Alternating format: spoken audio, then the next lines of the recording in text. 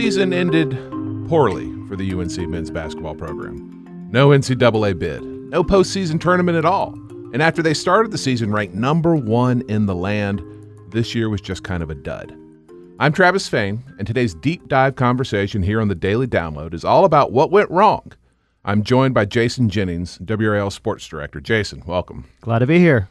So I said UNC season ended poorly, but it really just kind of went poorly almost all year long. I mean, they started kind of off kilter. They looked okay at times, but the second half, that second half of the season push, it never really materialized, did it? Never did, and I think the problem was pretty much all season we were expecting them to be like they were during that 10-game stretch last season. And I think the players were too. I think they had in their mind that, well, we did it once before, we can flip that light switch and turn it on. And last year they did. Last year they took a bad loss at Wake Forest, and after that everything clicked. They ruined Coach K's last game at Cameron. Right. They retired him. They went to the national championship game. We all know what happened there. This year, as Armando Bacot said after the last game against Virginia, the specter of last year was always hanging over their heads, for better or for worse, and they just never turned it on. They took a bad loss at Wake Forest, and after that game, there was thoughts of, well, is this the point where they turn it on? But it turns out after that game, there was a lot of infighting in the locker room after that one, too. They just never, ever put it together. Yeah, and as a casual fan, I didn't go to UNC. I live in North Carolina, though, so I watch little Tar Heels basketball, and I just never could understand or put my finger on. I mean, 4 of the same 5 starters last year, they go to, they're just this close to winning a national championship, and then this year it just...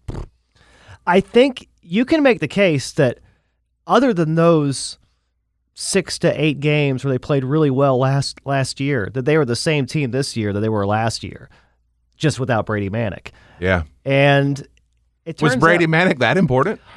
I think he was. I really think he was. And he was that important to get another shooter away from Armando Bacot, and so the defenses couldn't collapse on him. Pete Nance was never that replacement they are hoping he could be for Brady Manek. He was just not that good of a shooter, not the same player.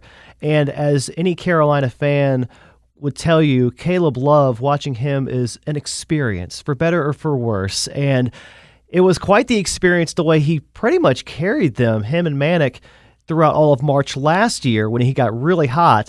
But when he's not hot, that doesn't mean he's going to stop shooting. Yeah, and how streaky is basketball as a sport? I mean, momentum is big. We don't understand it, but it seems to be big in sports, but maybe more so in basketball day to day as the weeks kind of mount up. It can be, and a lot of people will sometimes joke about Sidney Lowe's tenure at NC State as basketball coach, but he had a catchphrase he would go back to all the time. You got to make shots. And sometimes basketball is that simple, just from a game-to-game basis, who makes the shots and who doesn't.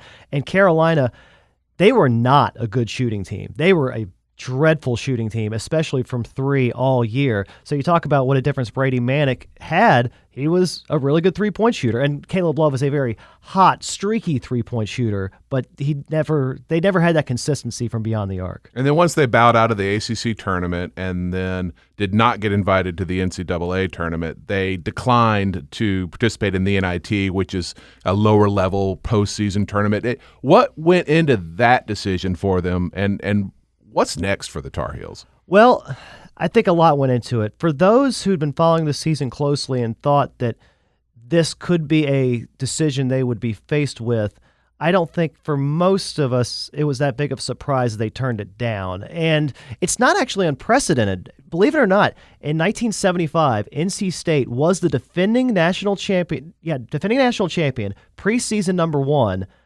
lost in the ACC tournament. This is back when only one team made the NCAA after winning the ACC tournament.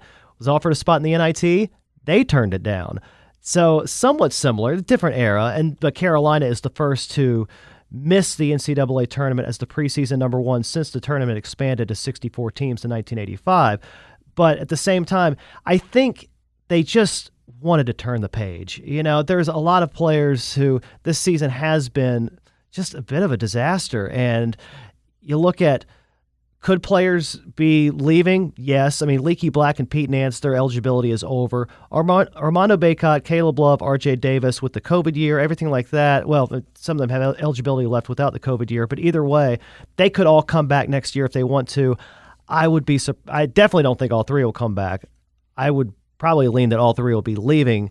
Just whether they want to play professionally or a fresh start somewhere else, that wouldn't surprise me. It just never clicked, and I just don't think that the idea of prolonging this agony was something they wanted to do. And the fact the transfer portal opens this week, so when you talk about turning the page and revamping the whole roster, just from a roster management standpoint, you might as well just start doing that now. So it could be a good thing for the coaches basically to concentrate on finding other players from other schools who can come in and help the Tar Heels. Absolutely. Once you know who you might have coming back, now you know who you can target to come bring in. Yeah, you mentioned the kind of the historic precedent here, but boy, the first, I read this today, the first preseason number one team to miss the NCAA tournament since the field expanded to 64 teams in 1985. That is a long time. That is a long time. And something that, when this season started, all the talk was, obviously if you're a preseason number one, all the talk is national championship hopes. And they made it that close. And, you go to the preseason media days and it was almost a given the way the players were talking, like, we're going to make a run at this. And we're Is that healthy for a program, the weight of that much expectation, where if you don't make the Final Four, your season is a failure in some ways? It's a lot to live up to for sure. But what they were looking at the precedent of the UNC team that lost in 2016 in the national championship game on that last shot to Villanova, then came back and won it the next year against Gonzaga. So they were looking at it as the blueprint is there to lose in the national title game, bring all the guys back, and make another run at it and get the title. But again, whenever it's title or bust, and it was looking pretty clear midway through the season, this probably isn't a title team. So when you don't meet those expectations, then things started to compound. They weren't even a tournament team. Yeah, it's for who, for what at that point. Yep. Yeah. All right, we're going to take a little break here. We'll come back. We'll talk about North Carolina teams that did make the tournament. We'll talk about where the Tar Heels go from here. And we'll talk about how life just doesn't always turn out like you might want it to. Stick with us.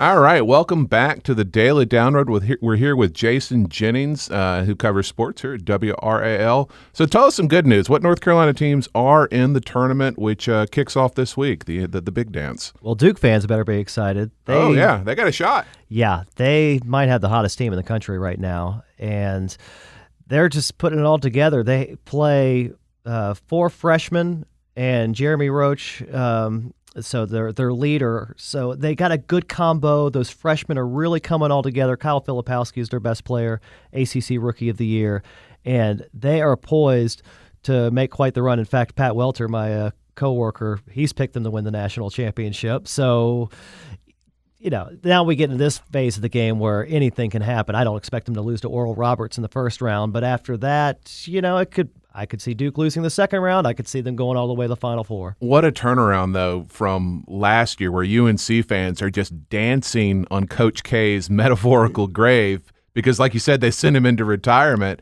and it seems like the future is bright. And I'm sorry, Tar Heels, but isn't it historically weird how that happens, though? Like in 1982, UNC wins the national championship. 1983, NC State comes back and wins the national title. 1991 and 92, Duke wins the championship. They're on top of the world. 93, Carolina comes back and wins it. 2009, Carolina's team with Tyler Hansbrough and Ty Lawson and all those guys, they win the national championship in 2009. The next year, Duke comes back with a team that no one thought was going to win, and they win it all. So, yes, there are all these times where it looks like someone's on top of the world and the other is so far down, especially between those two schools. NC State hasn't really held up their part of the bargain the last 40 years or so. But between Duke and Carolina, there's always this back and forth talk. One seems to be way down, and then all of a sudden things can change, especially in this NIL era where you can revamp your roster in 1 year. Right, and it's almost like karma maybe exists. Maybe so.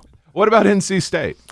NC State is a team that – a month ago, I would have said was probably the best of the three teams, believe it or not. Interesting. And because I still think they have the ability and the talent to make a run if the matchups are right for them in the tournament, because guard play is so important in the NCAA tournament. They have guards, Terquavion Smith and Jarkel Joyner. They have the big man down low, DJ Burns, who, as long as he stays out of foul trouble, is just a force that I don't know how other teams can prepare for. So, yes, they lost 3 of their last 4.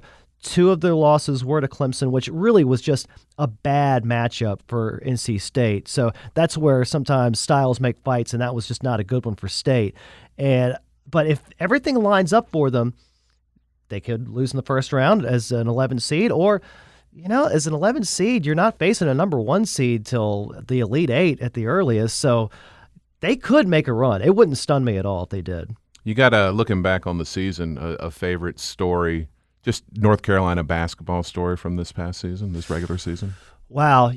I think overall it was just watching how DJ Burns, this guy who transferred into NC State, just captured the imagination of the fan base because he is so unlike any other player. If you ever watched him, he's 6'9", listed at 275 pounds. I want that scale because he's a big force of a guy, but is so talented in the way he can pass and hook shots and everything. The fan base just fell in love with him. He's posting stuff on social media all the time. He was wearing shades after he had suffered an eye injury, so all the fans and all the players were wearing shades. He's going to be one of those players that is looked upon, especially from NC State fans, so fondly, and the impact he had in only 1 year playing at NC State. He's probably the one that'll have a lasting image positively. All right, last thing for you. People filling out their brackets this week, maybe they haven't paid a ton of attention. I'm wondering, give us one thing to make you look smart, to make that person who doesn't really follow basketball feel like they got one over on their friends when they're filling out their brackets. Ooh, man, putting me on the spot here. I am. I'd say don't overlook the Big East as a conference. This is in the mid-'80s with the Big East as they're known, but I think there are a lot of teams in the Big East this time around that could surprise you. But, So pick a handful of Big East teams, and then one of them, when that one does well, crow about I knew it all the time. Yeah, exactly. I got a good chance. Fair enough. You heard it here on the Daily Download, folks. Thanks for listening. Thanks, Jason, for your time. If folks of you at home would like to hear more about things to do, places to visit, restaurants to enjoy, maybe go catch a tournament game somewhere, you can check out WRAL Out and About. That's a weekly podcast from WRAL News. You can find WRAL Out and About in your podcast app of choice. Thank you for your attention.